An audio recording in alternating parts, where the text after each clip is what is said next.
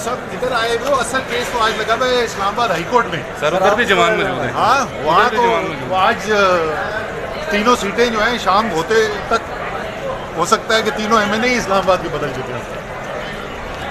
आपके साथ केसेस को कैसे देखते हैं? आज जो आप पेश हुए हैं मुख्तलिफ केस में एक थोड़ी है वो दर्जन थोक के हिसाब से केसेस बनाए हैं, सारे सियासी केसेस।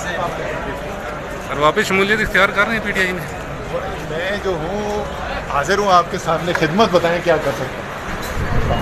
आप भी इस चीज़ की हामी है कि मुल्क जो है वो मुज़ाकरात से ही आगे बढ़ेगा, अब जो है वो बातचीत का रास्ता निकलना चाहिए, क्या कहेंगे आप? बिल्कुल जी, मेरी तो ये आपको पता है मेरा बड़ा पुराना मौक़िफ़ है ये कि आखिरकार मामला जो ठीक होने वो मुज़ाकरात से ही होने।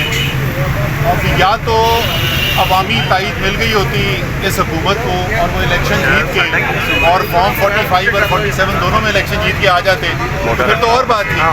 अब जो सूरत हाल है इसमें मुल्क जो है वो अच्छाई की तरफ जा ही नहीं सकता जब तक मामलात को हल न किया जाए, मुज़ाकरात के साथ किया जाए।